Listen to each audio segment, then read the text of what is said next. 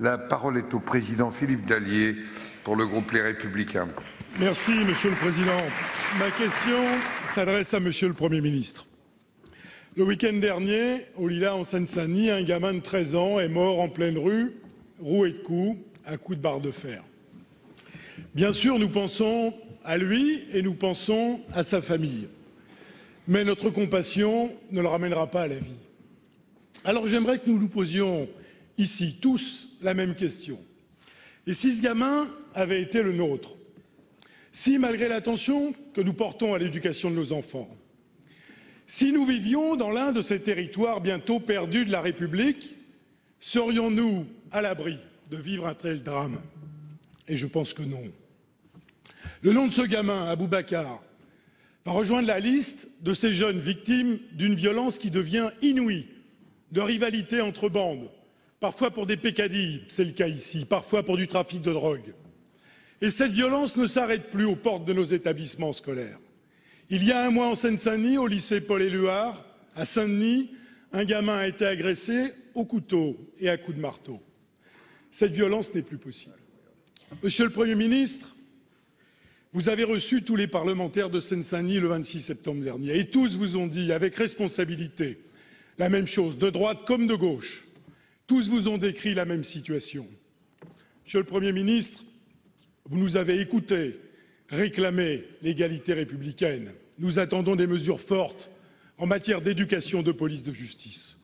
Monsieur le Premier ministre, vous nous avez écoutés et nous vous en remercions. Est-ce que vous nous avez entendus? Pour vous répondre, la parole est à Monsieur le ministre de l'Intérieur. Vous avez la parole. Merci, Monsieur le Président. Tout d'abord, revenir sur les faits. Samedi 13 octobre à 18h50, près du centre-ville des Lilas, un enfant est mort. Je pense que partir des faits, Mesdames, Messieurs les sénateurs, c'est peut-être la meilleure façon d'agir plutôt que de se complaire dans la parole politique. Parce que partir des faits, c'est notamment ne pas affirmer que cet enfant a été roué de coups de barre de fer. Et c'est notamment attendre, et cela sera rendu certainement public, le résultat des enquêtes qui ont été confiées à la police judiciaire et les résultats de l'autopsie. Je pense, Mesdames, Messieurs les sénateurs, qu'assumer les faits, c'est assumer la réalité en face, avec toutes les difficultés, Monsieur le sénateur, vous les avez évoquées. Ces difficultés qui sont cette insécurité du quotidien, qui sont ces organisations de bandes. Et nous nous sommes rendus dès ce matin avec Laurent Nunez au Lilas. Nous avons rencontré l'ensemble des élus qui connaissent, comme vous, Monsieur le sénateur, très bien ce territoire. L'ancien maire du Pré-Saint-Gervais a évoqué le fait que cette bagarre, cette guerre entre deux bandes est née un jour à cause d'une affaire de casquette. C'est ça la réalité. Et la réalité, c'est qu'il y a une violence qui se déchaîne aujourd'hui sur notre territoire. Et donc il nous faut, Monsieur le sénateur, agir à tous les niveaux. Agir à tous les niveaux, c'est d'abord mobiliser nos services de renseignement, connaître la réalité de ces bandes. Et il existe des bandes organisées, 92 aujourd'hui en France que nous connaissons, et il existe des bandes moins organisées qui sont fondées sur des trafics, et il y a eu l'année dernière 218 affrontements. La deuxième réponse, c'est la réponse judiciaire. Et évidemment, il nous faut sur ces sujets ne laisser aucun répit. Et immédiatement, des jeunes ont été interpellés. 3 ont été interpellés, 2 sont placés sous écrou. Et il est évident qu'il faut que la justice fasse son travail. Et enfin, c'est garantir la sécurité du quotidien sur la voie publique. Et c'est pour cela, Monsieur le sénateur, qu'après la suppression de 12 000 policiers et gendarmes en France, après le démantèlement de nos services d'information, nous nous sommes engagés, le gouvernement de la mandature précédente et ce gouvernement actuel, à recruter 10 000 policiers supplémentaires qui m'ont été demandés ce matin par les élus locaux. Merci. Monsieur Dallier. Je suis sidéré par votre réponse, Monsieur le ministre. Sidéré. Parce que vous n'avez pas compris le sens de ma question. Et je crains que vous n'ayez pas compris ce qui se passe dans ces territoires bientôt perdus de la République. Vous ne le comprenez pas. Et vous venez d'être nommé ministre de l'Intérieur, alors je m'inquiète. Des ministres, on en a vu défiler dans ce département. On n'en peut plus des visites ministérielles. On a besoin de réponses. Parce que les gens qui vivent là sont des Français comme les autres. Et l'État leur doit la protection, et particulièrement aux jeunes. Monsieur le ministre, comprenez-le. Il faut conclure. Comprenez-le, monsieur le ministre. La parole est à notre collègue Gilbert Roger pour le groupe socialiste et républicain. Monsieur le Président, Monsieur le Ministre, ma question, comme Philippe à l'instant, parce que je suis moi aussi élu de la Seine-Saint-Denis, s'adresse au ministre de l'Intérieur nouvellement nommé et qui souhaitait ardemment ce poste. Au Lilas, en Seine-Saint-Denis, l'adolescent de 13 ans est décédé dimanche à l'hôpital à la suite de l'affrontement entre bandes rivales. Ça, nous sommes tous d'accord. Et ces bandes rivales qui impliquaient des jeunes issus, semble-t-il, des Lilas et de Bagnolet, c'était une vingtaine, dont beaucoup de mineurs. Et c'est de cela que nous voudrions aujourd'hui pouvoir ensemble essayer de trouver des solutions, parce que sinon, la République est vraiment perdue. Ce décès, il intervient après la mort d'un autre adolescent de 16 ans, lui tué à coups de balle à Saint-Denis. Et puis une autre rixe à Garches-les-Gonesse, où un jeune homme de 17 ans avait été agressé à coups de béquilles et de boules de pétanque. Alors, selon votre ministère, 90 bandes rivales sont organisées et répertoriées par vous en France, dont près de la moitié en proche banlieue et dans Paris intramuros. Donc vous le savez, la forte augmentation de ce type de violence est plus que préoccupante et elle doit requérir la mobilisation du gouvernement tout entier, de plusieurs ministres. Et elle doit aussi donner des réponses sociales et de prévention adaptées pour rompre avec cette culture néfaste du conflit intercité, intercommune, inter-établissement scolaire. En mai dernier, il y a eu le rapport parlementaire, Philippe vient d'en parler à l'instant, et la Seine-Saint-Denis, elle n'est pas traitée de manière équitable. En matière d'éducation, on compte un médecin scolaire pour 13 000 élèves dans le département, des professeurs majoritairement néo-titulaires, un taux d'absentéisme record, des surveillants au nombre insuffisant. Et dans ce contexte alarmant, quelles mesures de prévention allez-vous proposer, en particulier en lien avec les élus locaux, les maires qui ont toute notre confiance et qui ont besoin aussi de voir supprimer ce voile de défiance que vous mettez sur leur action? Monsieur le ministre de l'Intérieur. Bon, j'ai improvisé un peu. Merci Monsieur le Président, Mesdames, Messieurs les sénateurs. Merci Monsieur le sénateur Roger d'avoir posé votre question avec la sagesse nécessaire à ce problème qui préoccupe chacun.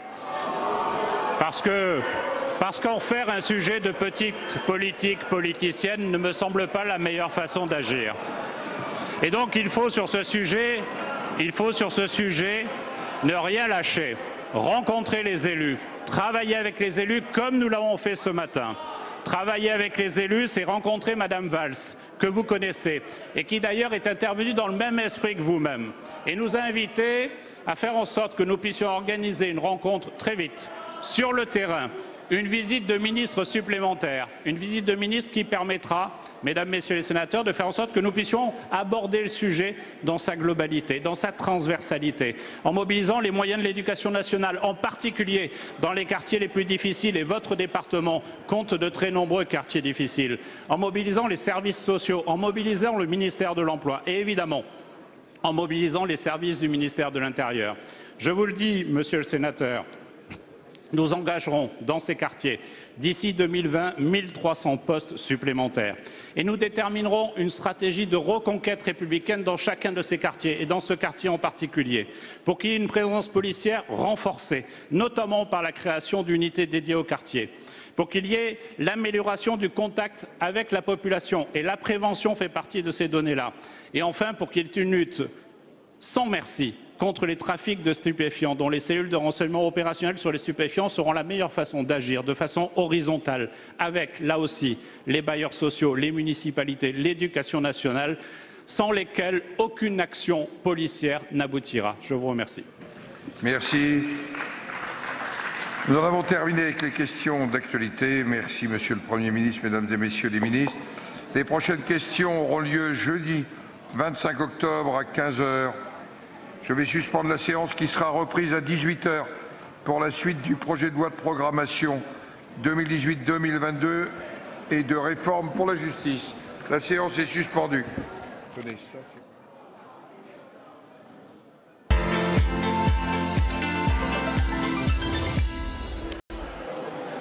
Voilà pour cette séance de questions d'actualité au gouvernement que vous venez de suivre dans son intégralité. Mon invité est Bruno Retailleau. Votre groupe vient de quitter l'hémicycle. Pour quelle raison ? Pour une raison qui est grave, puisque Christophe Castaner, qui est le nouveau ministre de l'Intérieur, a répondu de façon absolument désinvolte en mettant en cause la question que posait pourtant de façon très sereine Philippe Dallier sur son propre département, la Seine-Saint-Denis, qui a vu la mort d'un tout jeune de 12 ans. Est-ce que, quand on est ministre de l'Intérieur, on répond à ce genre de, de questions avec autant de désinvolture? Ça, c'est pas acceptable. Ça n'est pas acceptable. Dignité de la part de Christophe Castaner face au sénateur, pour vous? Écoutez, franchement, ça n'est pas l'habitude du Sénat. Vous savez, nous posons des questions au gouvernement, nous les posons de façon calme, de façon sereine. Nous n'aimons pas les effets de manche, mais nous voulons être respectés. Et il faut que Christophe Castaner, tout ministre qu'il est déjà, ne cède pas à l'hubris. Votre réaction plus globalement à ce remaniement, Bruno Retailleau, avec notamment ce grand ministère des territoires avec Jacqueline Gouraud. On a entendu votre question sur Balance ton maire tout à l'heure. Est-ce que vous pensez que Jacqueline Gouraud va pouvoir renouer le dialogue avec les élus locaux? En tout cas, c'est ce que je souhaite, parce qu'il y a eu Balance ton maire, mais Balance ton maire vient après une succession de maladresses du gouvernement. En fait, le gouvernement ne comprend pas les territoires. Il pense que la France est tout entière contenue à l'intérieur du périphérique. Mais la France, c'est Paris, bien sûr. Ce sont des métropoles, mais c'est aussi l'ensemble de nos territoires. Et très franchement, je le souhaite, moi, que Jacqueline Gouraud, à la tête de ce grand ministère, réussisse. Mais je pense que ce remaniement, en réalité, exprime une chose. C'est que le patron, celui qui commande, c'est celui qui a été élu. Ce n'est pas celui qui a été nommé. C'est Emmanuel Macron. Et il faut, puisque tout vient d'Emmanuel Macron, que lui-même soit convaincu que les élus, ça compte pour quelque chose. Emmanuel Macron d'ailleurs qui va s'exprimer tout à l'heure à 20 h. Un dernier mot peut-être sur la gestion de la crise des inondations dans l'Aude. Vous qui aviez travaillé sur ce sujet après bien sûr la terrible tempête Xynthia. Écoutez, en tout cas, j'ai voulu exprimer notre solidarité pour les familles des victimes, pour nos collègues, mais aussi me rendre hommage à tous les services de sécurité. J'ai connu Xynthia, c'était en 2010, c'était à la fin du mois de février. Elle a fait, Xynthia, 29 morts dans une seule commune en Vendée. Et en France, trop souvent, nous n'avons pas la culture du risque. Je pense qu'on a fait des progrès, mais dans cette chaîne du risque, il y a à la fois la prévision pour l'alerte, il y a la prévention et ensuite il y a la protection. Il faudra, les jours prochains, nous l'apprendrons, il faudra savoir si ces trois éléments de la chaîne indispensable du risque ont été correctement appréhendés. Il n'y aura pas de commission d'enquête parlementaire au Sénat sur la pédophilie dans l'Église. La commission des lois a refusé la demande des socialistes qui avaient pourtant relayé l'appel lancé par Témoignages chrétiens. Une mission d'information pourrait néanmoins voir le jour, mais ce refus a provoqué la colère des élus PS. Explication Jordan Klein. La commission d'enquête sénatoriale sur les crimes pédophiles au sein de l'Église ne verra donc pas le jour. Ce matin, ce sont les sénateurs de la commission des lois qui se sont exprimés. Commission qui aurait été en charge de l'enquête si toutefois elle avait été acceptée. Seulement, ils étaient 27 à voter contre la recevabilité. Les socialistes, à l'initiative de cette démarche, regrettent donc amèrement cette décision. Ce n'est pas en cassant le thermomètre qu'on empêche la fièvre. Le sujet reste là, il reste prégnant, grave pour notre société et je regrette que malgré tous nos arguments, y compris des témoignages de personnes qui ont été abusées il y a 10, 20, 30, 50 ans, 60 ans parfois, eh bien nous n'y avons pas pu convaincre. La droite probablement a considéré que ce que l'on pouvait découvrir au cours de cette commission d'enquête nuirait à l'Église catholique. C'est tout ce que l'on sait déjà qui nuit à l'image de l'Église catholique et ce sentiment d'opacité qui est renouvelé aujourd'hui par le refus de la commission d'enquête. La droite s'est majoritairement opposée à la création de cette commission. Leur volonté, faire une proposition alternative pour élargir les domaines de l'enquête à d'autres champs, c'est-à-dire dans tous les secteurs où des adultes seraient en contact avec des enfants. Autre motif de refus, éviter d'entraver le travail de la justice. La question posée sur la recevabilité, je redis bien la recevabilité juridique, c'est le fait que le garde des Sceaux a signalé qu'il y avait des enquêtes en cours et des instructions en cours et que dans ces conditions-là, cela n'était pas possible. Et si on veut traiter la problématique de la pédophilie et ce fléau, il ne faut pas en faire un sujet politicien, voire de polémique. Si l'idée d'une commission d'enquête est écartée, une mission d'information élargie va être proposée ce soir. Seulement, les pouvoirs d'investigation conférés aux sénateurs seront moins coercitifs et pas de prestation de serment. J'ai le plaisir d'accueillir Marie-Pierre de La Gontrie. Bonjour, merci d'être avec nous, sénatrice socialiste de Paris. Également sur ce plateau, Françoise Gatel, bienvenue à vous. Vous êtes sénatrice centriste d'Ille-et-Vilaine. J'accueille également Christine Pedotti. Merci d'être avec nous. Vous êtes directrice de la rédaction de Témoignages chrétiens, à l'origine de cet appel, de cette pétition pour l'ouverture d'une commission d'enquête parlementaire sur les crimes pédophiles au sein de l'Église catholique. Et puis, le père Daniel Duigou est également avec nous. Bonjour, vous êtes prêtre à l'Église Saint-Méry à Paris. Première question pour vous, Marie-Pierre de La Gontrie. On a entendu diverses réactions. Vous, comment avez-vous réagi ce matin à ce vote de la Commission des lois ? Je regrette que des arguments juridiques qui m'ont paru pas tout à fait solides s'opposent à la création de cette commission d'enquête. Moi, je suis juriste de formation, je suis avocate, et donc, évidemment, j'ai regardé ce texte avec beaucoup d'attention et de précision, car je pense qu'il est très important de respecter nos règles, la Constitution, etc. Bon. Et donc, rien ne s'opposait à ce qu'une commission d'enquête soit créée. Et d'ailleurs, j'écoutais le président de la commission des lois à l'instant, un grand nombre d'exemples d'affaires ayant fait l'objet de poursuites judiciaires ont néanmoins fait l'objet de commissions d'enquête par le passé. Donc, ce que je regrette, c'est que ce matin, j'ai eu le sentiment d'une forme de prétexte de la part de la majorité du Sénat, puisqu'en fait, il se trouve que le vote a été très net et que la majorité du Sénat a tous ensemble, sans exception, refuser cette commission d'enquête. Donc je pense que c'est à la fois évidemment dommage, mais c'est dommage à deux titres. C'est dommage parce que le Sénat avait montré son utilité aux Français qui ne le connaissaient pas, au moment de l'affaire Benalla, et comment nous pouvions enquêter de manière très rigoureuse, et Dieu sait si pourtant nous avons été suspectés et surveillés. C'est dommage parce que c'était un droit de l'opposition de demander cette commission d'enquête. On rappelle effectivement que c'est partie du droit de tirage. Voilà, et que l'argument juridique pour empêcher l'opposition d'exercer ce droit de tirage est toujours un mauvais signe. Mais surtout, c'est dommage parce que cette commission d'enquête, qui n'était pas à l'origine une initiative du groupe socialiste, je veux dire que, mais ici, Christine Pedotti pourra l'expliquer, était apparue comme nécessaire, comme d'ailleurs dans tous les pays qui ont enfin réussi à lever le couvercle sur les sujets de pédocriminalité dans l'Église, il faut un tiers. Et ce tiers aurait pu être... C'était un formidable hommage au Sénat de se tourner vers nous pour faire ce travail. Eh bien, nous n'avons pas, du coup, saisi cette occasion et c'est vraiment dommage. Oui. Françoise Gatel, les centristes ont mis leur veto à la création de cette commission d'enquête. Pourquoi ? Moi, j'ai l'impression qu'on ne parle pas de la réunion de la commission à laquelle j'ai été ce matin comme mon éminente collègue. L'information que donne Marie-Pierre de La Gontrie, moi je la conteste dans sa présentation, puisque je suis navrée, la commission des lois a proposé une mission d'enquête qui associe non seulement une mission d'information. Pardon, voilà. La différence, c'est que quand on est en enquête, on convoque les gens qui ne peuvent pas refuser. Mais en tout cas, nous n'avons pas... reculer pour des raisons je ne sais lesquelles sur un sujet dont je veux dire qu'il est extrêmement grave et dont chacun prend conscience, et que moi je pense que l'Église doit aussi s'emparer de ce sujet et avoir une communication auprès du grand public. Maintenant, notre commission des lois... On voit bien, pardon, Françoise Gatel, les difficultés de l'Église à régler elle-même ce problème. Alors, l'Église, moi je ne suis pas l'avocat de l'Église, il y a un vrai sujet, en tout cas l'opinion publique ne comprend pas, il y a une attente que je partage. Maintenant je voudrais revenir sur la présentation qui est faite de la décision de la Commission des lois.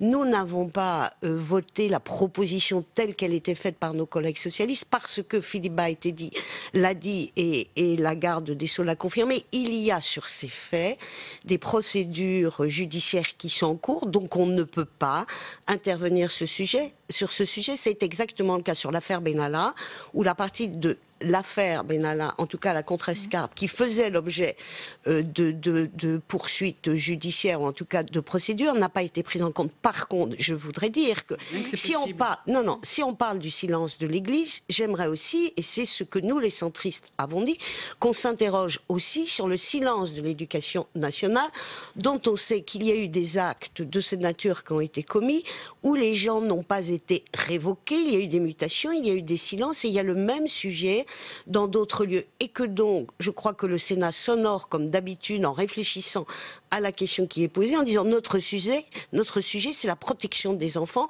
Nous devons être très vigilants et protecteurs à l'égard des enfants qui sont dans l'Église catholique, mais nous ne pouvons pas ne pas élargir notre regard à tous les enfants. Oui. Vous êtes déçu par ce vote négatif du Sénat? Je suis surtout extrêmement étonnée, parce que précisément, si la justice était saisie de tous les cas, il n'y aurait pas de sujet. Si la justice avait accès au problème, d'une certaine façon, je ne serais pas là pour en parler. La justice ferait son travail, elle ferait son travail sur les cas de pédophilie, elle ferait son travail sur d'éventuels cas de dissimulation. Si nous avons lancé cet appel, c'est bien parce que justement, il y a des choses qui ne sont pas faites et qui sont passées sous le radar de la justice. Nous recevons de façon constante, depuis que nous avons lancé cet appel, des témoignages absolument poignants de victimes qui n'ont pas été écoutées, à qui on a dit qu'elles étaient coupables. Donc en fait, il y a là une question qui est majeure. Nous avons dit que c'était un trouble à l'ordre public. L'Église est une grande institution structurante de l'espace public français. Elle n'a pas à échapper à la légitimité du questionnement. Elle appartient à la République. Elle doit être exposée à la démocratie. Elle doit répondre de ce qu'elle est, répondre de ses actes. Quand je dis l'Église, je parle de la hiérarchie, parce que moi, il se trouve que je suis catholique et je suis aussi une petite part de l'Église pour mon propre compte. Daniel Duigot, est-ce qu'il vous auriez été favorable justement à la création d'une commission d'enquête parlementaire? Mais bien sûr, il y a un rendez-vous à ne pas manquer. Je ne suis pas porte-parole de l'épiscopat, je suis prêtre sur le terrain, je dirais, je vois les catastrophes. L'Église et la crédibilité de l'Église est entièrement remise en cause. On a même l'impression, puisque tous les jours on apprend quelque chose de nouveau, d'être dans un puits sans fond. Il y a un rendez-vous à ne pas manquer. L'Église n'a rien à cacher et qu'elle le prouve. Et je crois qu'en tant que partenaire, puisqu'elle dit qu'elle est dans la société partenaire parmi d'autres de cette société, eh bien elle doit faire la transparence, qu'elle ne se trompe pas de société, qu'elle ne se trompe pas de siècle. On est passé, j'étais journaliste comme vous, d'une culture du silence et du secret à une culture de la transparence. Ne nous trompons pas de siècle. Aujourd'hui, il s'agit justement pour l'Église, au lieu de se taire, de communiquer, d'expliquer, d'ouvrir les tiroirs s'il y a des tiroirs, et montrer encore une fois qu'il n'y a rien à cacher. Il en va de la crédibilité de l'Église. Comment pouvez-vous, quand vous êtes prêtre, lors d'un baptême par exemple, évoquer une phrase de Jésus, « Laissez venir à moi les petits-enfants ». Mais c'est une phrase qu'on ne peut plus prononcer aujourd'hui. Parce que, citoyens, nous tous, inévitablement, on a dans notre tête cet énorme, ce crime de la pédophilie. Le crime qui est non seulement l'acte, mais également le silence. Le silence est un crime. Alors, je précise qu'on avait invité la conférence des évêques qui n'a pas donné suite à notre invitation. On voit qu'il y a quand même beaucoup de tabous. On parlait du silence, de l'inaction de l'Église sur ce sujet, Marie-Pierre de La Gontrie. Écoutez, ça c'est effectivement quelque chose qui est très frappant et c'est aussi ce que j'ai ressenti. Ma collègue Françoise Gatel disait nous n'avons peut-être pas assisté à la même réunion. Nous sommes dans quand je dis nous, les Français, moi j'ai été baptisée mais je ne suis pas pratiquante ni croyante, mais nous sommes dans une situation où tous les milieux qui ont à travailler avec les enfants ou qui sont en lien avec les enfants ont eu à faire face, plus ou moins tardivement, à la mise en place de procédés pour lutter contre ces phénomènes terribles. On peut considérer que ce qui a été mis en place est imparfait, sûrement. Mais, Françoise Gatel le sait car nous en avons parlé souvent, pour autant, l'Église est dans une situation qui est particulière. C'est-à-dire que l'école, enfin l'éducation nationale ou les associations de jeunesse, même s'il y a visiblement des choses qui ne sont pas parfaites, elles ont mis en place des systèmes de prévention, de sanctions, de détection, etc. Pourquoi, encore une fois, est-ce que ce n'est pas possible au sein de l'Église ? Ce qui apparaît, en tout cas, c'est pour ça que je prenais l'exemple des pays étrangers, c'est que s'il n'y a pas un tiers qui intervient, c'est extrêmement difficile, semble-t-il, pour l'Église de le faire elle-même. Et pour autant, moi je me suis replongée dans les textes que je ne connaissais pas, mais la parole du pape, enfin de Benoît XVI d'abord, puis du pape François, qui bouge sur ces sujets-là. Mais ça ne suffit pas. Pour autant, d'ailleurs, vous le dites vous-même, vous avez convié la conférence des évêques. Pourquoi ne sont-ils pas autour de la table ? Donc c'est un petit peu ça la difficulté. Et donc c'est une occasion manquée, oui. Françoise Gatel, ça pourrait aussi donner l'impression, le refus du Sénat de vouloir couvrir aussi l'Église catholique. Oui, mais très sincèrement, alors je me trouve un peu seule pour défendre un point de vue différent, mais je crois que j'ai été très claire sur le fait que ces crimes de pédophilie sont juste inacceptables, quel que soit le milieu. C'est encore plus grave dans l'Église catholique, et je partage ce que vous disiez. L'Église est dans le monde et elle doit accepter aujourd'hui de vivre avec ce qu'est notre société, cette attente de clarté, de transparence, et je crois même que dans son propre intérêt, l'Église devrait être beaucoup plus transparente et beaucoup plus claire. Moi, je ne porterai pas de jugement sur ce que fait l'Église ou pas. On m'a dit qu'il y avait une conférence des évêques très prochainement, que lors de cette conférence, les évêques allaient recevoir des victimes, ont-ils dit, qu'il y aura une parole en novembre. Mais que, très sincèrement, moi je suis très gênée par ce qu'on transmet comme message. C'est-à-dire, là, on laisse tous entendre, sauf moi, pardonnez-moi, que le Sénat a juste refusé de s'intéresser au sujet.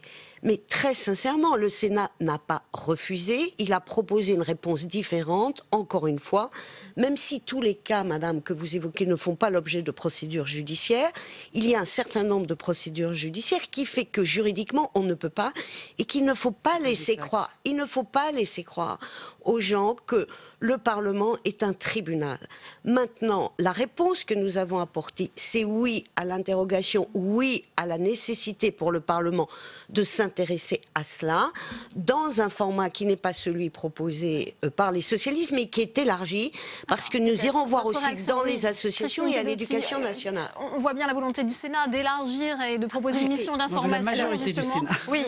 Là, moi, je vois deux choses dans cette commission. D'abord, je ne vais pas bouder le fait qu'il y a quelque chose qui va être mis en place. Et nous allons être extrêmement vigilants et savoir ce qui s'y passe. Il reste que, d'une certaine façon, par rapport à la demande très aiguë, très urgente que nous avions, et là je partage évidemment le point de vue du Père Dugout, c'est que, à la fois, ça n'est pas une commission, ça n'est plus sur la spécificité de ce qui se passe dans l'Église. Et la spécificité de ce qui se passe dans l'Église, c'est le silence, c'est l'étouffement des choses, c'est l'incapacité d'en parler. Ça, c'est très spécifique pour des raisons que je peux exposer, qui tiennent à ce que c'est que le lien entre un prêtre et les jeunes auxquels l'abus, etc. Enfin, il y a des dimensions sacrées, il y a des dimensions de filiation. Le prêtre dit qu'il est le père, l'Église dit qu'elle est la mère, l'évêque dit qu'il est le père du prêtre. Enfin, tout ça, ça n'existe pas dans l'éducation nationale. Donc c'est quand même des choses qu'il faut prendre en compte de façon sérieuse, parce que c'est des choses symboliques très lourdes. Donc déjà, on descend d'un étage, on dit, non, on va faire sur tous les cas de pédophilie, comme s'il n'y avait pas de spécificité dans l'Église, première chose. Et ensuite, on ne va pas être dans le cadre d'une mission parlementaire, mais on va être dans le cadre d'une mission d'information. Donc, je veux dire, moi, je dis que je ne suis pas sûre qu'on ait une réponse. On rappelle quand même, il y a des différences. Une commission d'enquête et une mission d'information, notamment en ce qui concerne la convocation des personnes. Oui, est-ce que la nation a une réponse, est-ce que les représentants de la nation ont une réponse à la hauteur de la question et à la hauteur de l'inquiétude des familles, à la hauteur du malheur des victimes, à la hauteur de ce qui est en jeu. Père Duvigo, vous souhaitiez réagir notamment sur cet aspect peut-être d'inaction aussi au sein de l'Église qui contribue peut-être à accentuer les interrogations Alors il y a un phénomène institutionnel qui est vrai dans toutes les institutions. On protège, on préfère éviter le scandale plutôt que la vérité. Il n'empêche que, comme le dit très bien Christine Bedotti, il y a des responsabilités qui sont plus ou moins lourdes. La responsabilité de l'instituteur, et je dirais la responsabilité du prêtre qui d'une certaine façon est plus importante parce que cette responsabilité engage une autorité qui est encore plus intime, entre guillemets, puisqu'il parle au nom de Dieu. Et là, c'est intolérable qu'un prêtre puisse utiliser son ministère pour répondre à quelques pulsions qui sont de l'ordre du crime. N'empêche que, c'est vrai, madame la sénatrice, il ne faut pas focaliser cette problématique de la pédophilie à la seule institution Église. Je crois savoir par des amis qui sont à la structure Île-de-France, à la DRH, qu'il y a tous les jours ou presque des signalements. Donc, prenons du recul. C'est un sujet spécifique à l'Église catholique, selon vous? Pardon? Est-ce qu'il s'agit d'un sujet spécifique à l'Église catholique? Non, c'est toute personne qui a une responsabilité vis-à-vis de mineurs doit répondre de cette responsabilité, quel que soit l'organisme, la structure, et à commencer en tout cas par l'Église, puisque moi je suis de l'Église, mais toutes les institutions doivent, et je l'entendais tout à l'heure à l'occasion d'une interview, faire une enquête ou une mission. C'est non seulement vérifier, mais c'est aussi, je crois, faire tout un travail de pédagogie, d'anticiper, de mobiliser les responsabilités. Rappelez-vous, il y a quelque temps, je ne sais pas, c'était le problème de l'inceste. Et ça concernait d'abord les familles, car c'est une institution parmi d'autres institutions qui savait garder le silence pour un certain nombre de choses.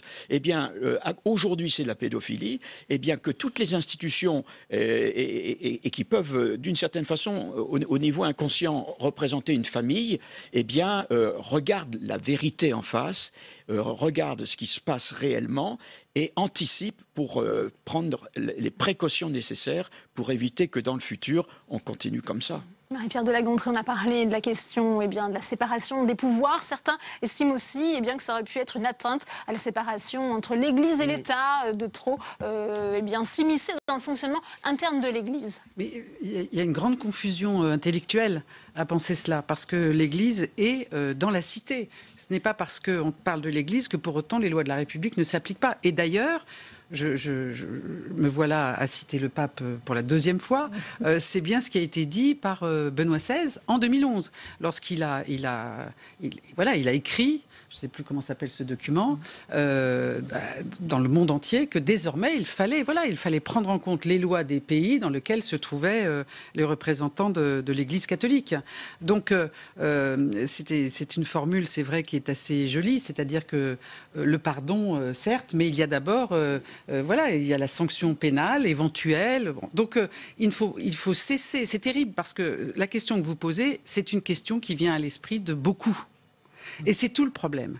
C'est-à-dire, au fond, laissons l'Église gérer son problème comme si les enfants concernés n'étaient pas dignes de la protection des lois françaises. C'est terrible.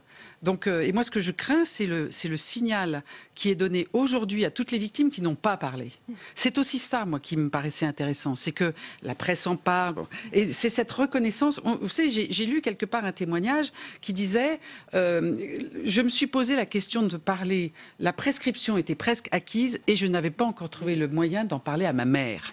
Donc, encore une fois, ouvrir des portes, ouvrir des possibilités de parler. Vous entendez ces arguments, Françoise Gatel? Oui, mais j'entends ces arguments, mais quelqu'un peut-il entendre ce que je dis et ce que nous avons fait?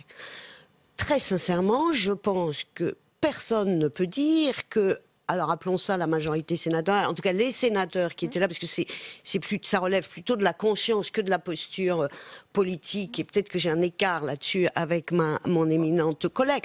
Je dis, est-ce que quelqu'un peut dire que le Sénat a rejeté toute la proposition qui était faite? Non, mais parce que nous sommes ici au Parlement et parce que nous considérons que la pédophilie est un crime, la pédophilie à l'encontre d'un enfant catholique est extrêmement grave. Elle est tout aussi grave pour un enfant qui est dans n'importe quelle autre structure où il y a une relation d'autorité. Et c'est tellement vrai que nous avons conduit cette mission sur les infractions sexuelles à l'encontre des mineurs et que quand j'ai proposé ma loi sur la proposition de loi sur les écoles privées hors contrat, j'ai fait introduire, et ça a été voté au Sénat comme à l'Assemblée, tout un volet de protection de l'enfance pour s'assurer que dans toutes les écoles privées hors contrat, qu'elles soient confessionnelles ou pas, on s'assure que les gens qui étaient en relation avec les enfants avaient des casiers judiciaires qui étaient vierges et qu'on était vraiment cas, on apprend que les députés de La République En Marche pourraient reprendre à leur compte, à travers leur droit de tirage, cette demande de création de commission d'enquête à l'Assemblée nationale. Christine Pedotti. En tous les cas, nous avons reçu un accueil, et là je veux faire un véritable hommage à la façon dont notre appel a été accueilli par le groupe socialiste, que nous ne cherchons pas spécifiquement. Nous n'avons pas fait des choix politiques. Nous avons été reçus par ceux qui nous ont accueillis. En l'occurrence, c'était au Sénat et c'était le groupe socialiste et républicain, et je leur en suis très reconnaissante. Que la balle soit rattrapée ensuite à l'Assemblée nationale, pourquoi pas? D'ailleurs, on a vu dans l'affaire Benalla qu'il y avait eu 2 commissions qui avaient cohabité, l'une à l'Assemblée nationale, l'une au Sénat. On peut envisager que le Sénat ait une mission d'information et que l'Assemblée nationale, elle, aille vers une commission d'enquête s'il lui semble que les conditions juridiques sont réunies.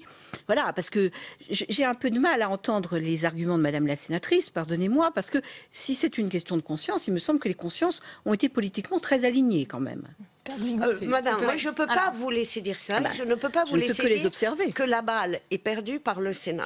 Très sincèrement, je pense, et alors moi je fais partie du groupe centriste, où nous n'avons pas de vote dicté par un parti, nous votons en notre âme et conscience, et qu'il était pour nous et pour moi absolument inimaginable qu'on oppose une fin de non-recevoir, mais nous avons voulu poser la question différemment, comme nous l'avons fait sur un autre sujet qui est l'affaire Benalla.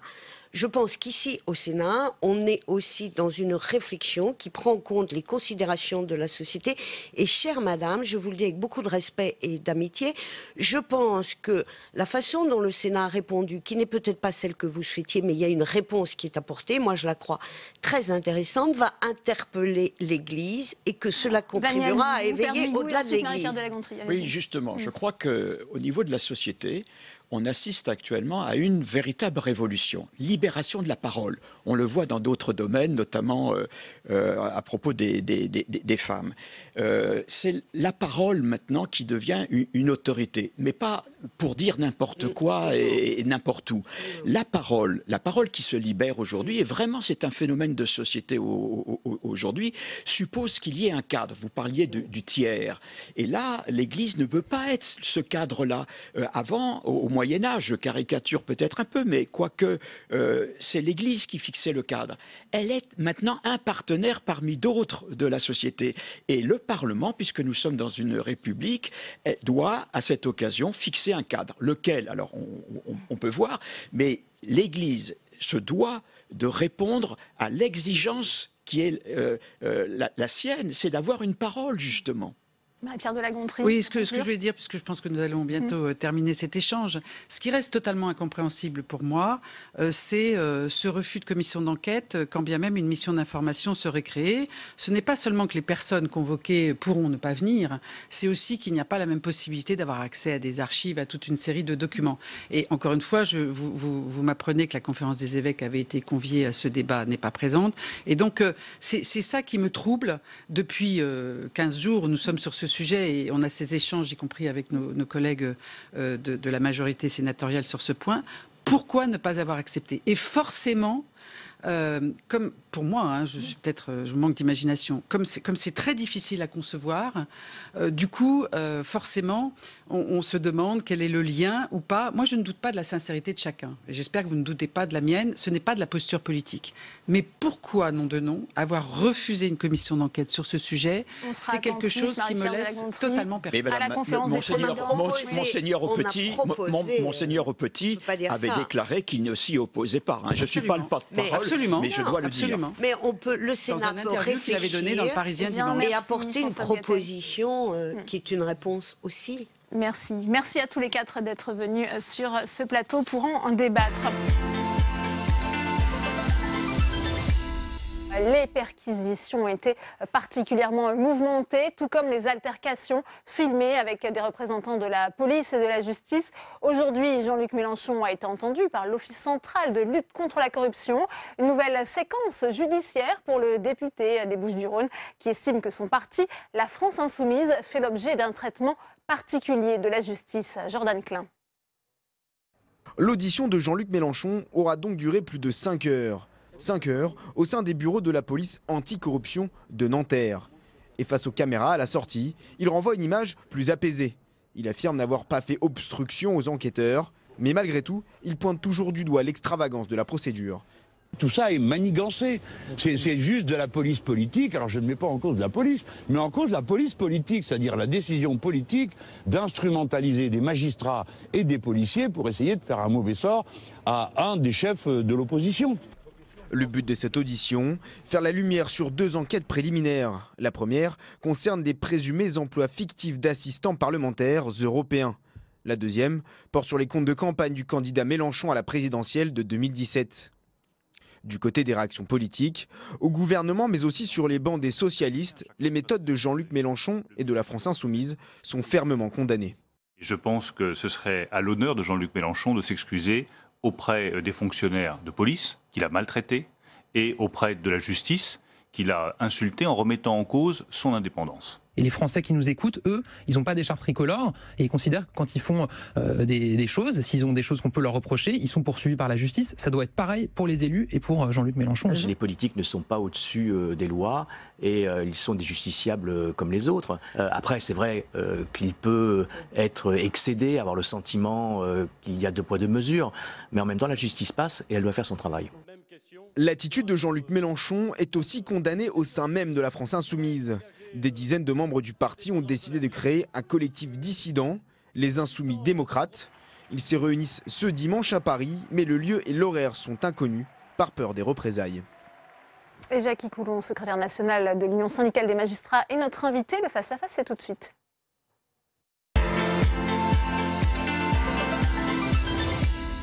Bonjour Jackie Coulon, merci d'avoir accepté notre invitation. On voit Jean-Luc Mélenchon qui parle d'une justice à 2 vitesses. Comment réagissez-vous à ces propos ? Je ne comprends pas cette expression de justice à 2 vitesses.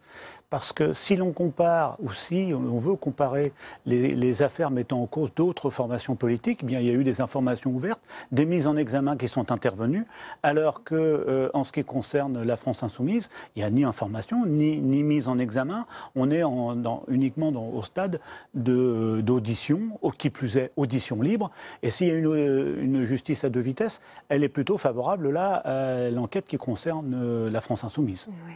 Jean-Luc Mélenchon, tout est parti de ces perquisitions, une dizaine. Est-ce qu'il y a eu peut-être des moyens disproportionnés pour mener à bien ces perquisitions ? Dans la mesure où il a été procédé à des perquisitions simultanées dans une dizaine d'endroits, il fallait nécessairement mobiliser beaucoup de fonctionnaires de police pour procéder à ces perquisitions, parce qu'il faut 7 ou 8, une dizaine peut-être de fonctionnaires pour une perquisition. Eh bien, s'il y a 10 lieux à perquisitionner, on arrive rapidement à près d'une centaine de fonctionnaires à mobiliser.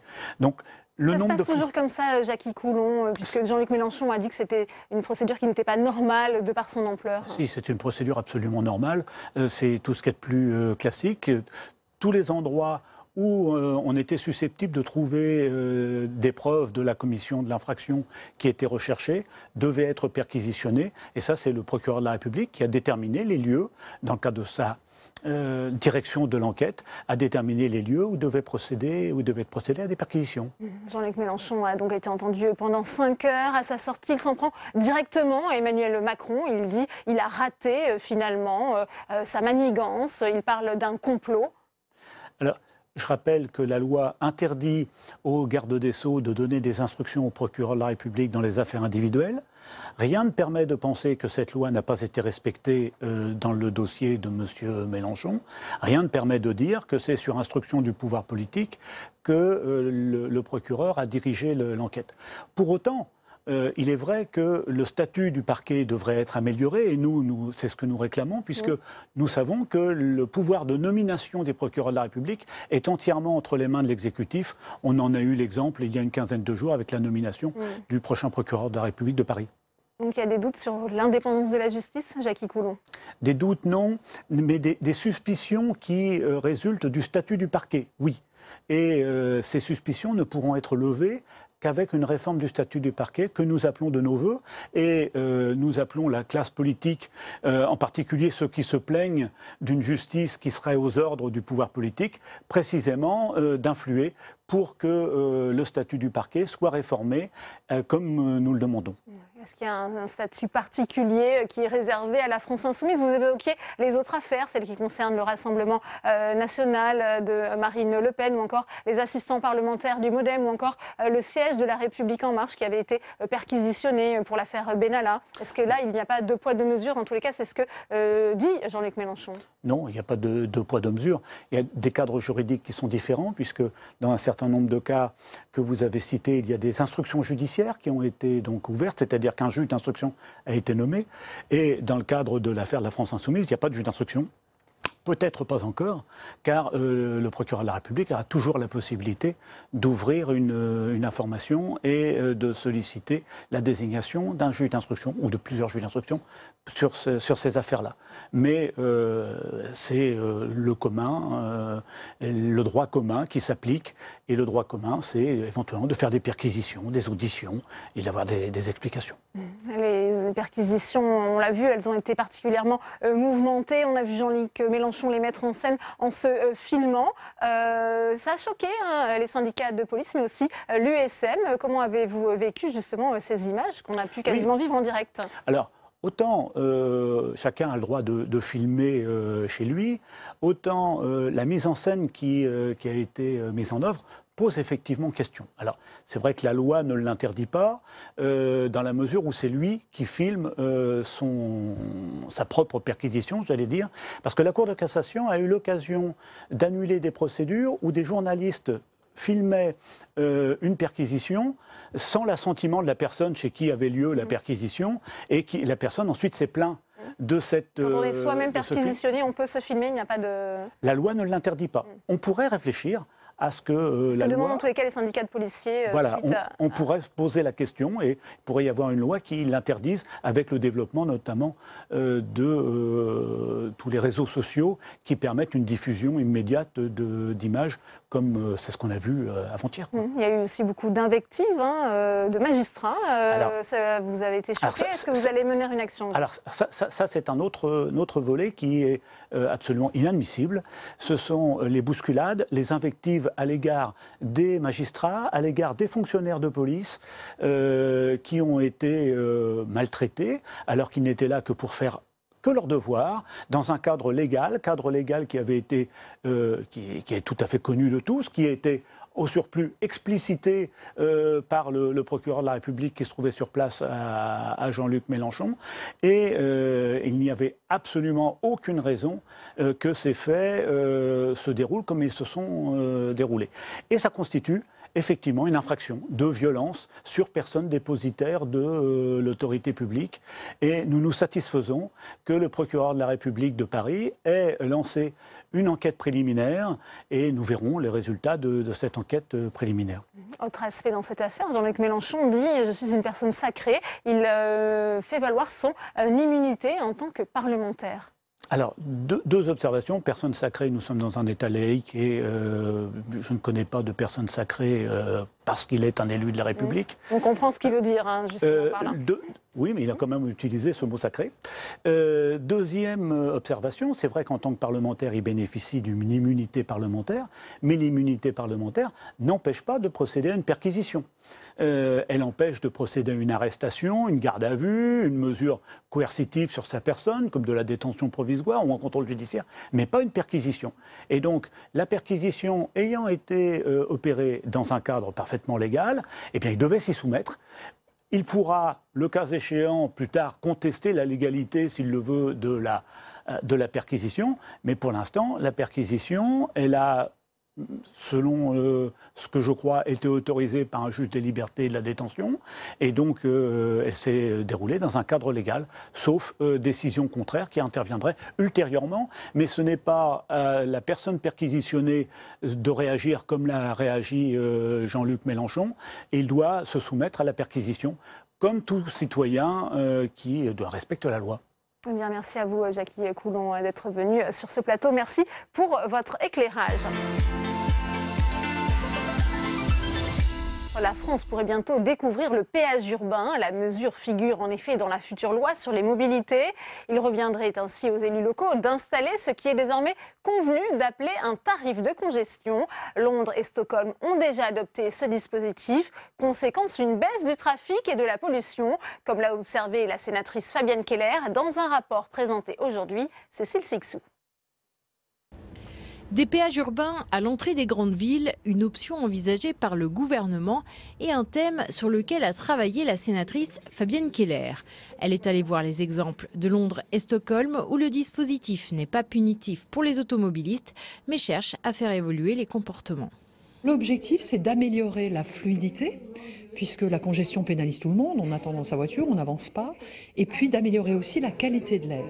Donc ils ont mis en place un dispositif de paiement à l'entrée dans un territoire, et tout l'argent collecté a été réinvesti pour améliorer les transports publics et les alternatives à la voiture.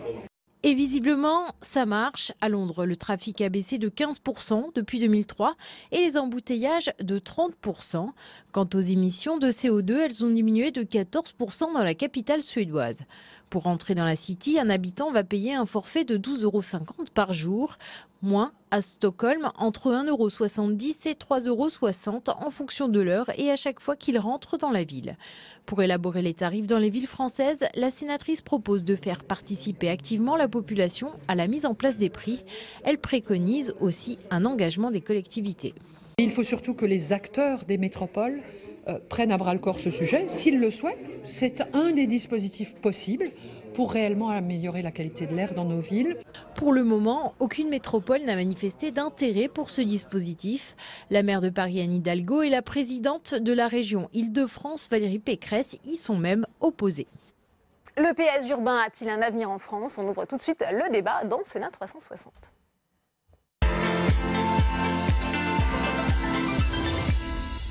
Et mes invités pour en parler, j'ai le plaisir d'accueillir Fabienne Keller. Bonjour, merci d'être avec nous. Vous êtes sénatrice Agir du Bas-Rhin et vous êtes donc auteur de ce rapport. Cécile Sixou vient d'en parler sur les péages urbains. Marc Ivalier est également sur ce plateau. Bonjour, vous êtes professeur à l'école des hautes études en sciences sociales à la Toulouse School of Economics. Également avec nous sur ce plateau, Julien Bayou. Bonjour, vous êtes porte-parole d'Europe Écologie Les Verts. Et puis Pierre Chasseret est également avec nous. Bonjour, vous êtes directeur général de 40 millions d'automobilistes. Première question pour vous, Fabienne Keller, puisque quand on lit votre rapport, finalement, tous les arguments semblent plaider en faveur de la mise en place d'un péage urbain, un tarif de congestion, comme on dit maintenant. Pour autant, aucune expérimentation n'avait été mise en place depuis le Grenelle de l'environnement. C'était en 2007, ça permettait déjà de tester ce type de dispositif.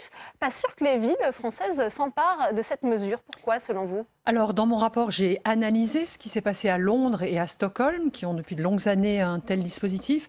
Et j'ai décrit les conditions indispensables. Une concertation approfondie, une prise en compte des contraintes particulières du territoire concerné, l'utilisation totale à 100% des montants prélevés pour améliorer les transports publics, voire même les voiries qui sont utiles, ça a été fait à Stockholm. Traiter les publics qui sont mis en difficulté par ce nouveau tarif, en particulier les acteurs économiques, mais aussi les personnes qui n'ont pas d'autre choix que la voiture pour se rendre à leur travail. Donc j'ai expliqué que le dispositif était assez complet et qu'il fallait prendre le temps de longuement discuter avec la population, sans quoi il n'est pas possible de rendre ce dispositif efficace. Il faut créer les conditions nécessaires à la mise en place de ces tarifs urbains. Marc Ivaldi, pour autant, là, on sait que c'est dans la loi et ça reviendra finalement aux élus locaux de faire le choix ou non d'expérimenter ce dispositif. Oui, alors enfin, ce qu'on peut dire, du point de vue de l'économie, de l'économiste, c'est toujours mieux d'avoir un instrument de plus pour faire une politique de transport. Parce que là, actuellement, c'est quoi? La façon de gérer la congestion, c'est de laisser les gens dans leur voiture, partir plus tôt le matin, arriver plus tard le soir, rater les enfants à l'école, se fatiguer. On gère par une très mauvaise solution. Donc cet instrument, c'est quoi? C'est finalement de permettre de choisir. Et ça, c'est important. Madame la sénatrice en a déjà parlé. On ne peut pas mettre en place une telle mesure sans avoir une alternative. Alors on peut parler des alternatives. On va y venir effectivement sur notamment l'aspect transport en commun performant. Julien Bayou, ça peut être vécu comme discriminant, ça a été rappelé, socialement discriminant. C'est d'ailleurs un des arguments pour lesquels finalement la ville de Paris ne s'est pas encore saisie de cette mesure. Vous comprenez justement que ça peut être jugé socialement discriminant d'instaurer un péage urbain? Complètement. Moi je ne suis pas du tout convaincu que le péage urbain soit la solution. En fait, c'est évidemment important qu'il y ait un débat parce que voilà, la pollution, les décès dus aux particules fines, le dérèglement climatique imposent d'agir. Donc il faut bien se doter d'une palette d'instruments. De ce point de vue-là, le rapport, le débat sont importants. En l'état de ce qu'on peut percevoir, moi j'ai très peur que ça soit des contraintes nouvelles pour parler, par exemple, moi je suis élu régional, essentiellement les trajets se font de banlieue à banlieue.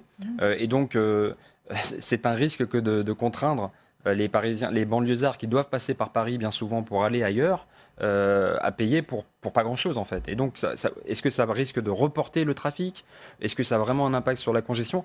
Voilà, moi je ne suis pas favorable au péage urbain, pour être clair, à ce stade et selon les modalités.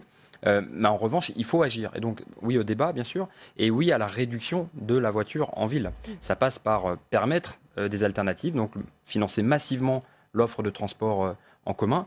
Moi, je regrette que ce gouvernement soit aussi frileux vis-à-vis de la taxe poids lourd, parce que si ce n'est pas les pollueurs qui payent, eh bien c'est nous, ou alors c'est des transports publics qu'on ne peut pas financer. Le plan vélo, pareil, est très insatisfaisant. En fait, il y a beaucoup à faire, et voilà, je ne voudrais pas qu'on dise non au péage urbain et qu'on s'en contente du statu quo, alors qu'on doit réduire la place de la voiture. On sait que ça génère une mortalité, une baisse de l'espérance de vie, beaucoup d'asthme pour les gamins, etc.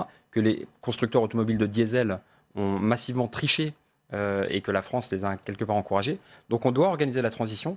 Je ne pense pas que les péages urbains soient la solution, mais il faut favoriser la réduction de la place de la voiture. Que dites-vous en tant que directeur général de 40 millions d'automobilistes sur ces péages urbains?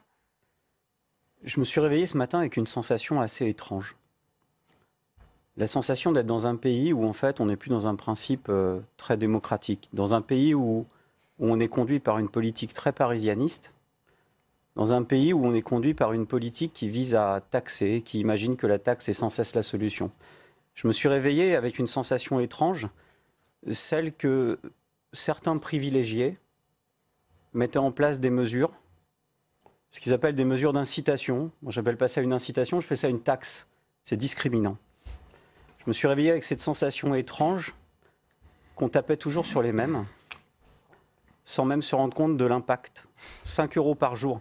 Je ne pensais même pas qu'un jour, j'allais... Ce qui est proposé pour les grandes agglomérations de plus de 500 000 habitants. Je vais même vous dire mieux. En gros, Paris, Lyon, Marseille serait concerné. Je ne pensais pas qu'un jour, j'allais être en accord avec Julien Bayou. Alors, on n'est pas d'accord sur tout. On n'est pas d'accord du tout.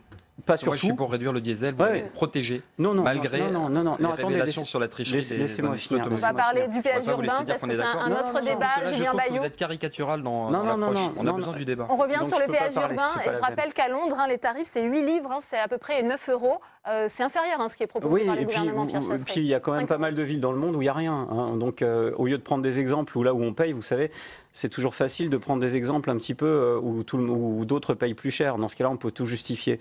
Une chose est sûre, cette mesure, elle est objectivement discriminante. Point. On ne peut rien dire contre ça. À partir du moment où vous demandez...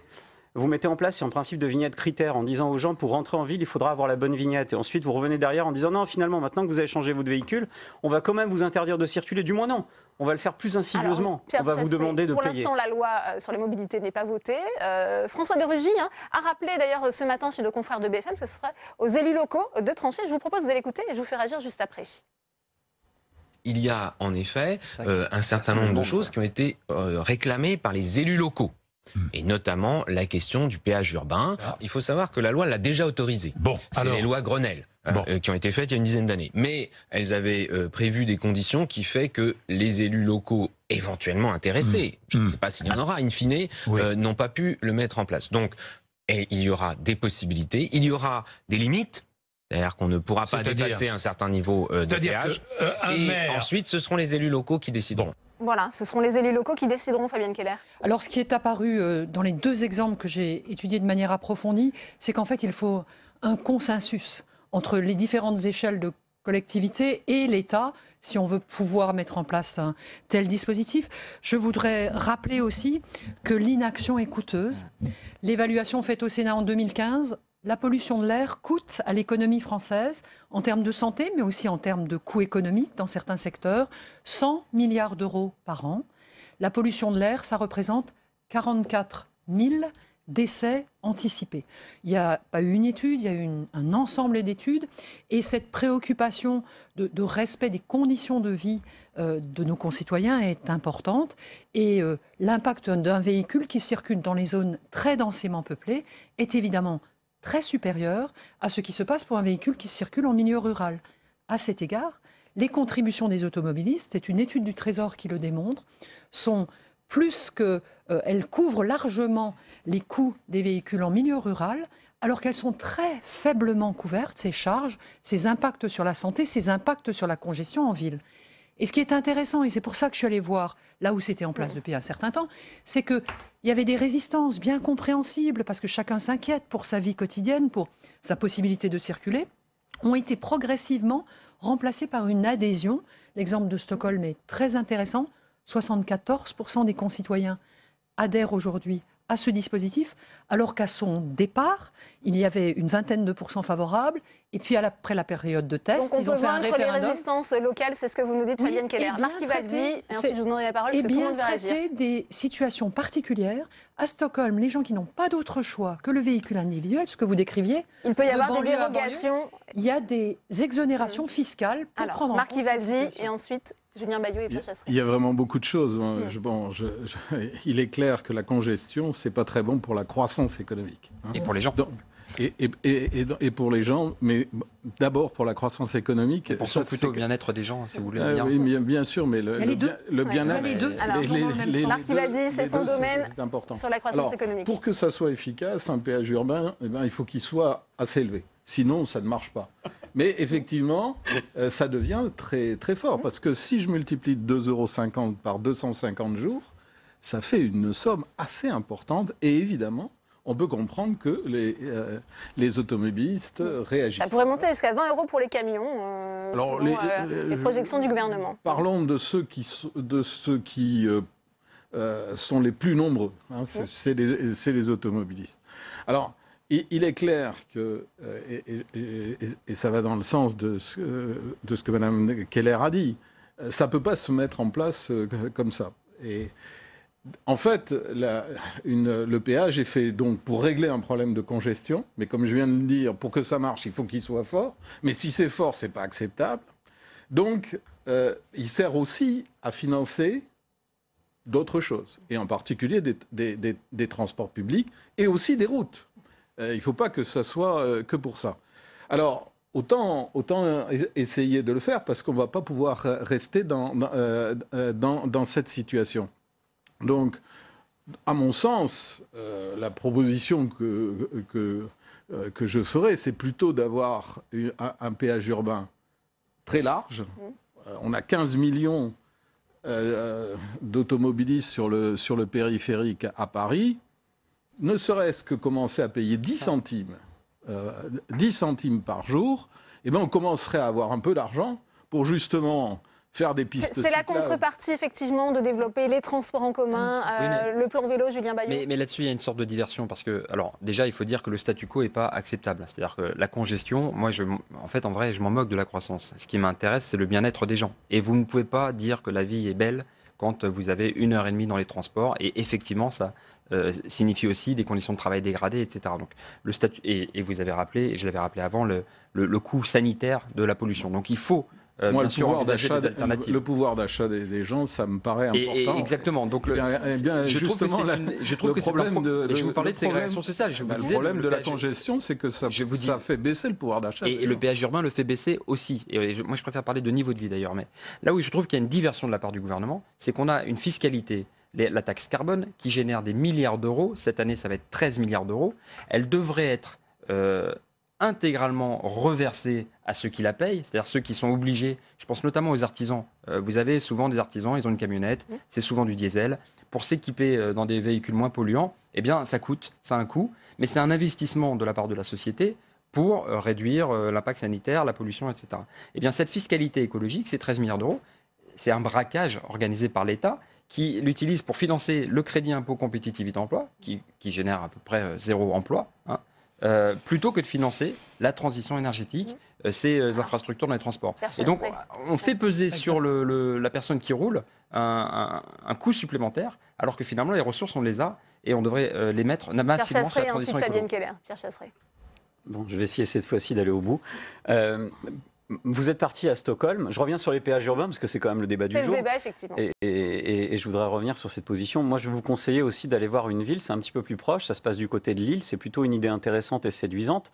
Au lieu de parler d'une taxe qui vise à sanctionner et à pénaliser, pourquoi est-ce qu'on ne mettrait pas plutôt une sorte de péage positif, c'est-à-dire rétribuer les gens s'ils prennent leur voiture en dehors des heures de congestion et laisser les autres tranquilles. Ça peut marcher aussi. Ça serait, effectivement, cette idée a été écartée par la ministre. Vous imaginez bien, elle n'est pas rentable, donc on n'en parle pas. On préfère faire un débat sur pour ou contre le péage urbain et être tous d'accord pour dire qu'il faut taxer l'automobiliste. Sauf qu'il ne se passe pas une seule journée où on ne parle pas d'une taxe supplémentaire, Madame Keller. On a eu le 80 km/h et l'augmentation par 2 ou 3 du nombre de flashs sur les routes. On a eu la taxe carbone avec les augmentations sur les prix du carburant. J'étais avec le vice-président de l'Association française des maires ruraux ce matin. Vous voulez savoir ce qu'ils en pensent vraiment, les maires ruraux? Vous attendez le salon des maires pour voir ce qui se passe en zone rurale. C'est un drame. On est en train de tuer nos campagnes. Il y a cette mesure. Il y a le malus écologique, parce qu'il n'y a plus de bonus sur les véhicules à l'achat. Quand vous avez une famille maintenant, vous êtes taxé. Les Français se lèvent, ils ouvrent le journal, c'est une taxe. C'est vrai que vous le disiez. Alors moi, je partage une grande partie de vos arguments. C'est-à-dire que le monde rural, piégé, qui a besoin de sa voiture pour se déplacer, se sent très pénalisé par l'augmentation de taxes. Et je partage l'idée que la contribution climat-énergie devrait être, en tout cas son augmentation, entièrement fléchée sur l'amélioration des transports publics ou des voiries pour leur sécurité, pour traiter les points noirs. Sur le bonus-malus, c'est une très bonne idée. Parce que c'est un dispositif auquel les Français répondent bien. On le voit bien sur les véhicules, pour moins émettre du carbone. Donc, loin de moi l'idée d'être en contre-pied de vos positions. Mais moi, mon objectif, je trouve que cette idée de prendre en compte le fait que quand on amène son grand véhicule, qui fait 1 tonne alors qu'on transporte 60 ou 80 kilos, est pénalisant pour tout le monde, parce que ça augmente le temps de transport de tout le monde, parce que ça pollue l'air, qu'il y ait un ressenti à ce sujet et que ce surcoût soit bien transmis à celui qui utilise cette liberté. Mais votre réponse, c'est la taxe. Alors, ce n'est pas une taxe, c'est une contribution dont 100%...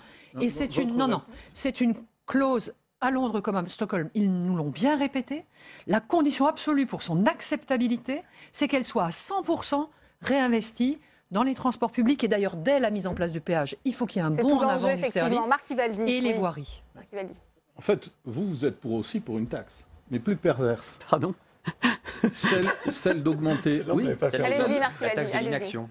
La taxe de l'inaction, celle du temps perdu dans les transports. Parce que si on ne fait rien, ça va continuer à Je viens de augmenter. vous proposer Vous allez quelque chose. vous allez partir encore plus tôt le matin. Non, je vous ai Vous allez proposé quelque dormir chose. encore moins. Et ça, c'est une taxe. Non, Donc vous monsieur allez. Evaldi, je vous ai proposé quelque chose. Vous Mais n'avez pas non, écouté ce que j'ai c'est dit. une taxe. Et elle coûte très cher. Parce que évaluez-la au prix de l'heure du travail, même du SMICAR, et vous verrez, Mais vous n'avez pas écouté ce que j'ai dit. vous verrez que c'est moins cher. J'ai fait les calculs à Toulouse. Moi, je vous J'ai parle de fait les Lille. calculs à Toulouse. Chaque matin, implicitement, le Toulousain paye 1,60 €. C'est-à-dire exactement le prix du ticket de métro. C'est pas le vrai, c'est pas qu'il le paye. Je vais réitérer parce que je pense que peut-être que je me suis mal exprimé aussi, c'est peut-être de ma faute. Je vous propose, en contrepartie d'un péage qui doit être abandonné, parce que cette idée de la taxe pour la taxe ne peut suffire en France, et on en a marre des taxes. Je vous propose de mettre en place un principe simple de rétribution acceptable, c'est-à-dire celui qui prend sa voiture en dehors des temps de congestion va se voir rétribuer son parcours. C'est ce que fait l'agglomération lilloise. C'est pas si facile de faire évoluer les mentalités non plus, Pierre Chasseret, de modifier les habitudes. Non, vous proposez de taxer. Julien Bayou, oui. Non, je finis. Rapidement, ce qu'a proposé Madame la sénatrice. Si vous voyagez à midi, vous ne paierez pas la taxe. Oui. Donc, il n'y a pas de rétribution. Julien Bayou, allez-y. Je pense que vraiment. Si, la rétribution est dans le fait que ce n'est pas congestionné à ce moment-là grâce au dispositif. Oui, il y a les riches qui roulent et puis ceux qui ont moins d'argent qui ne roulent pas. Julien Bayou, En effet, Madame Keller, vous roulerez. Non, le coup, non, parce que je ne suis pas riche et parce que ce n'est pas le sujet. Ça a été étudié sociologiquement à Stockholm et je pense d'ailleurs qu'il nous faudrait aller plus loin parce qu'on a une catégorie de personnes qui vivent en banlieue, qui travaillent en périphérie, qui ont besoin d'être pris en compte. Julien Bayou, pour vraiment, que tout le monde puisse s'exprimer. Le problème, c'est la place de la voiture en ville. C'est-à-dire que le fait qu'il y ait tant de gens qui aient si besoin que ça de la voiture. C'est-à-dire que vraiment, là, on est en train de chercher éventuellement à taxer, etc. Vous proposez à peu près le statu quo. Bon, il faut envisager un mouvement vers la réduction massive de la place de la voiture en ville. C'est ça l'enjeu principal. C'est votre enjeu. Mais c'est un enjeu, pardon, c'est un enjeu sanitaire. Non, moi, mon enjeu, c'est la congestion. Vous pouvez pas dire qu'on va continuer tel quel. C'est ça qui est complètement dingue. C'est pas ce que je On vous ai a dit, des particules fines, ça a été rappelé, qui génèrent des morts inacceptables. C'est un coût. On a un dérèglement climatique. Et vous êtes toujours là en train de dire oui, bon, le diesel, il faut continuer, etc. J'ai dit ça. Il faut, bien sûr. Mais vous l'avez dit depuis très longtemps. Donc, ce qu'il faut organiser, c'est permettre à ces personnes qui sont dépendantes de leur voiture de s'en passer. Parce que par exemple, si on dit c'est moins cher à midi, mais là encore, c'est valable pour celles et ceux qui peuvent choisir leurs horaires. Alors, et Bruno donc pas pour Le la Maire, grande masse. le ministre de l'économie, est également notre invité. Et donc c'est investir dans les transports en commun. Et on va les l'écouter, rendre, Julien Bayou, et agréables. ensuite on continuera ce débat. On écoute. Bruno Le Maire. Mais la cohérence qui est derrière tout ça, le travail, le rétablissement des finances publiques et la lutte contre le réchauffement climatique qui passe par une action forte sur le logement et les transports, qui sont les deux secteurs les plus émetteurs de CO2 et qui posent le plus de problèmes sur le réchauffement climatique. Mais vous savez bien que Donc moi, je veux qu'on offre la possibilité aux communes qui le souhaitent de mieux contrôler ces trafics routiers qui sont excessifs, et les péages peuvent être une solution. Ce sera aux communes, qui est celles qui ont la liberté de mettre ou non en place ces péages. Ce sera à elles d'étudier aussi les modalités pour que les ménages modestes soient les moins touchés. Fabienne Keller, on ne peut pas non plus régler le problème de la pollution avec simplement l'instauration de ces péages urbains. Non, mais c'est clairement un dispositif parmi d'autres. Par exemple, les voies réservées aux voitures avec 3 passagers et plus sont des dispositifs qui existent ailleurs dans le monde, qui ne sont pas du tout pratiqués chez nous. Il y a les zones à faible émission que 15 villes se sont engagées à mettre en place, je le rappelle, parce que la France est sous le coup d'un contentieux européen sur le problème de la qualité de l'air. Et ce n'est pas l'Europe techno, hein, c'est une directive européenne qui reprend les critères de pollution de l'air de l'OMS, l'Organisation mondiale de la santé. Les principales villes françaises ne les respectent pas. Donc il y a un sujet d'intérêt public. Et j'entends l'argument, les gens n'en peuvent plus en termes de fiscalité et ne croient plus non plus que c'est ça qui va résoudre le problème, puisque ça fait 30 ans qu'on augmente la fiscalité sur cet argument.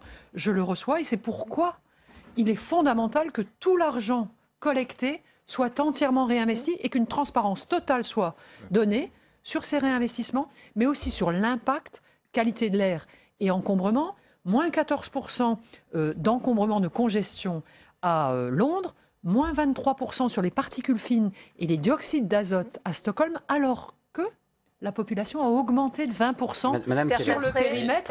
Des résultats concrets et auxquels la population adhère, parce que tout un chacun est sensible aux enfants, aux personnes âgées qui ont des problèmes de bronches à cause de la pollution de l'air. Madame Keller, est-ce que vous pensez que les Français élisent des élus, des politiques, pour juste leur mettre en place des nouvelles taxes? On attend de vous d'autres idées. On attend de vous des idées beaucoup plus simples. C'est pas bien de le réduire à ça. Mais c'est vous qui l'avez réduit à ça. Que proposez-vous pour éviter ces 44 000 morts prématurées en France? Madame Keller, je viens de vous faire une proposition. La moitié de la contribution est liée à la circulation. Je viens de vous faire une proposition. Est-ce que vous avez, ne serait-ce qu'entendu notre association dans le cadre de... Mais je vous dis que le bonus-malus est dans le dispositif, puisque le bonus qu'on donne, c'est la possibilité de circuler dans de bien meilleures conditions. Laissez-moi terminer. Moins d'accidents. Une fluidité, donc moins de temps. Comme sur le 80 km/h, c'est ça? Et donc moins de contributions. Sur les accidents, c'est impressionnant. Sur les accidents, c'est très impressionnant. Il se trouve que c'est dans le compte de la sécurité sociale. Marc Ivaldi, je voudrais qu'on aborde aussi l'aspect technique de modalités d'application. Comment ça se passerait? Il n'y aurait pas vraiment de barrières physiques? Non, les dispositifs existants sont des dispositifs de reconnaissance de plaques d'immatriculation. On commence à bien les connaître dans nos villes parce que c'est ce qu'utilisent les contrôleurs du stationnement. On peut penser que les évolutions technologiques, notamment le GPS, enfin un système d'identification du véhicule, permettront des dispositifs peu coûteux. D'ailleurs, les travaux sur les véhicules autonomes... Peu coûteux, c'est ça ma question. Ça coûte cher de mettre en place des péages urbains, Marc Ivaldi, peut-être? Oui, c'est pas donné, c'est pas gratuit, mais maintenant les technologies, elles sont là. On peut les adapter. Enfin, ça sera à l'État, aux collectivités, de supporter ces coûts d'installation? La taxe va ramener... ça sera compensé. Enfin, la taxe, le péage va ramener des sous et dedans, on paiera les coûts. Londres, comme à Stockholm, tout le monde, État et collectivités, ont participé à l'investissement initial. Au départ, oui. Et il y avait un consensus sur l'idée de le mettre en place. Sinon... Franchement, c'est pas la peine, c'est la condition. Je crois que ce qui est beaucoup plus important, c'est d'abord de savoir qui va payer.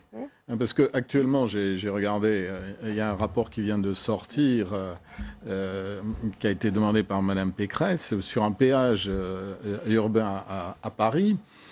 Le prix, c'était sur la base de 8 €. Ça rapportait 400 millions d'euros, mais ça faisait... près de 600 € par personne. Ça c'est pas possible et en même temps, c'est pas très important. Donc, ce qui est fondamental, c'est de savoir qui va payer. Et ça, là, est-ce que c'est tous les conducteurs qui sont sur le périphérique et quel est le prix? Moi, je pense que ce qu'il faut, c'est dire de commencer très très bas. Et de dire, voilà, pendant 10 ans, on va augmenter, mais d'avoir une règle très claire sur cette augmentation, de façon à ce que l'information, l'automobiliste ait le temps de changer sa stratégie. Et d'utiliser cet argent pour développer l'utilisation du vélo électrique, d'utiliser les transports en... Julien Bayou. Là, on est vraiment sur taxer des personnes qui n'ont pas les ressources pour faire autre chose, c'est-à-dire vraiment des personnes qui sont obligées d'aller en voiture à leur travail. Et c'est ça qu'on doit... Mais c'est ça, enfin, je comprends pas pourquoi personne ne réfléchit à réduire cette dépendance à la voiture. Ça implique des questions d'aménagement du territoire. Par exemple, tous les matins, il y a 1 million de personnes de Seine-Saint-Denis, alors si on parle pour l'Île-de-France, qui traversent Paris sans s'y arrêter en transport pour aller dans le 92, dans les Hauts-de-Seine, parce qu'on a décidé de manière complètement idiote de mettre les bureaux dans un coin et les logements ailleurs. Donc ça, c'est une question d'aménagement à moyen et à long terme, mais il y a beaucoup de trajets qui se font comme ça, de banlieue à banlieue. Et si on dit aux gens, vous allez payer pour vous déplacer, évidemment qu'on ne peut pas avoir d'adhésion. Donc, en fait, il faut permettre de réduire cette dépendance. Il faut réduire la place de la voiture en ville. Ça passe par développer les transports. Ça passe par les plans sur la marche. Moi, je rappelle quand même que 4 trajets sur 10 en ville, c'est pour des trajets de moins de 3 km. Donc, il faut pouvoir permettre aux gens de s'en passer, tout simplement, de faire autrement. Et puis, sur l'argent...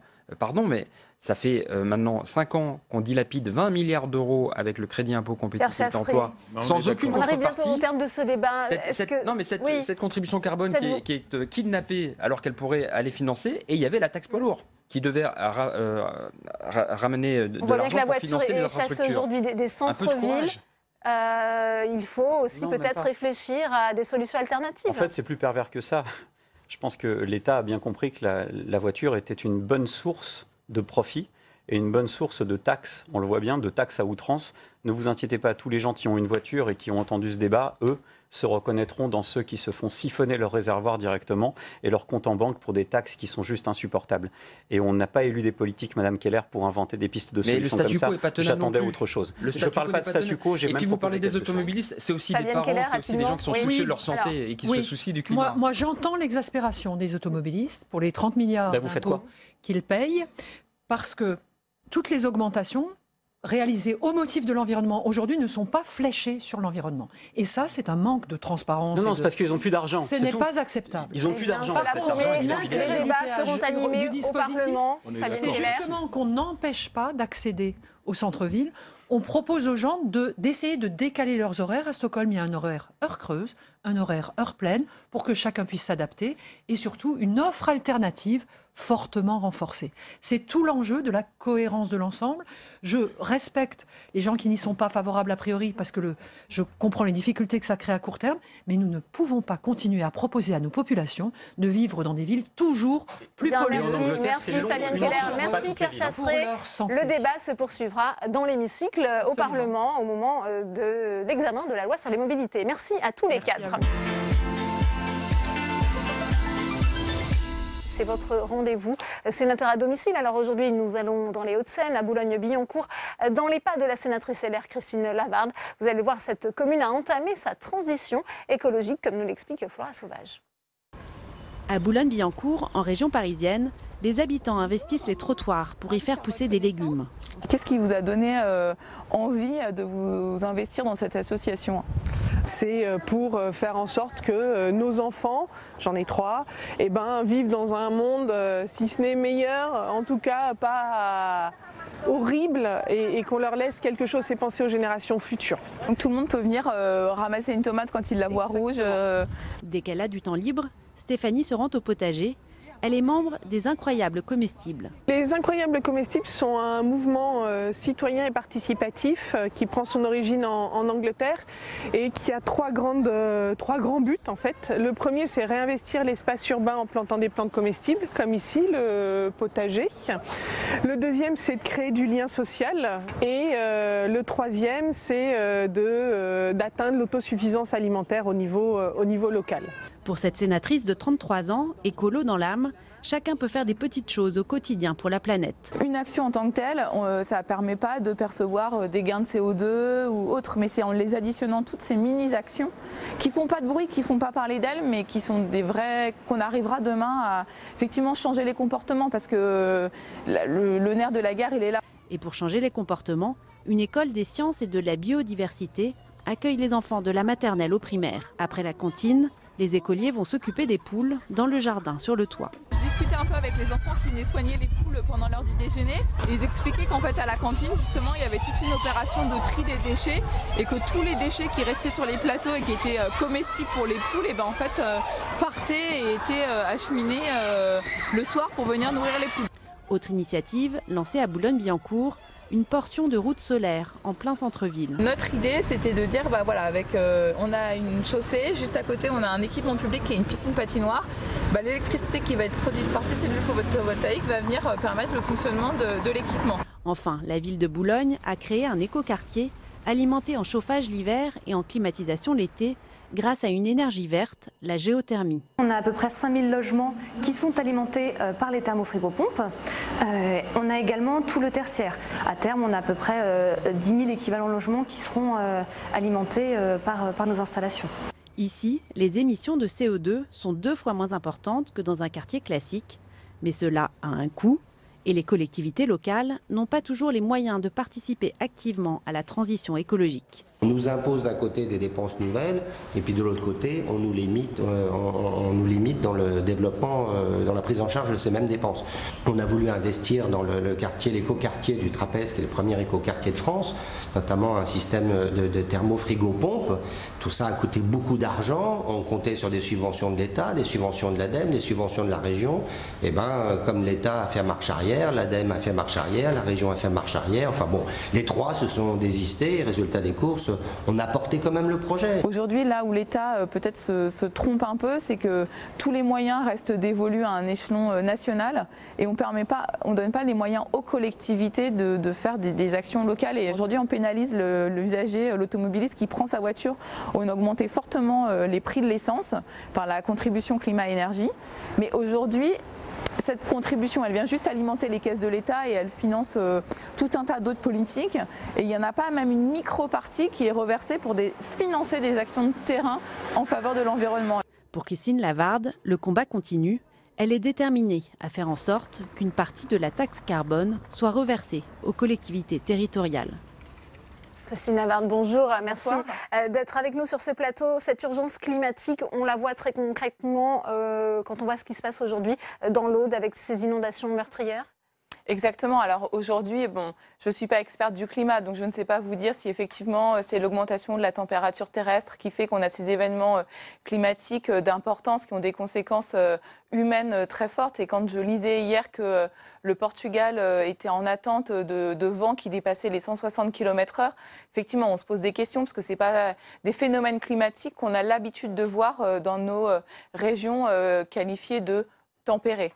Est-ce que la prise de conscience, elle est là aujourd'hui? Puisqu'on a vu dans le reportage de Florin Sauvage, justement, les initiatives envers les plus jeunes. Est-ce qu'aujourd'hui, vous pensez qu'il y a une réelle prise de conscience des Français sur cette urgence climatique?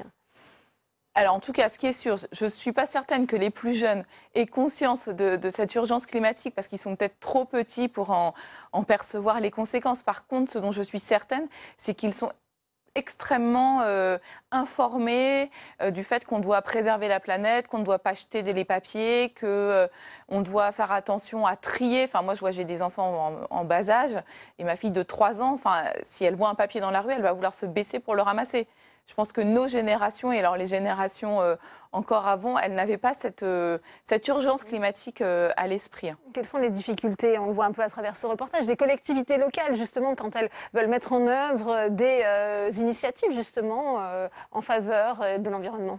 Je pense que comme le reportage le montre, chacune des initiatives qui a pu être filmée, elle a vu le jour parce que derrière, il y avait une volonté politique locale de la mettre en œuvre. Et comme l'a très bien dit le maire de Boulogne, quand on avait des projets d'envergure, notamment la mise en place d'un réseau de chaleur, alors qu'on attendait des subventions de l'ADEME, elles ne sont finalement jamais venues. Donc c'est bien la collectivité seule qui a pris en charge l'intégralité du financement.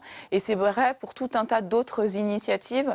Aujourd'hui, si on veut, entre guillemets, on peut, mais demain, avec quels moyens? Est-ce que finalement, ça n'a pas été aujourd'hui uniquement l'apanage des villes qualifiées de riches de pouvoir entrer de plein pied dans la transition écologique? Oui, ça ne suit pas au niveau national, c'est ce que vous dites. Quel regard portez-vous sur la politique écologique d'Emmanuel Macron?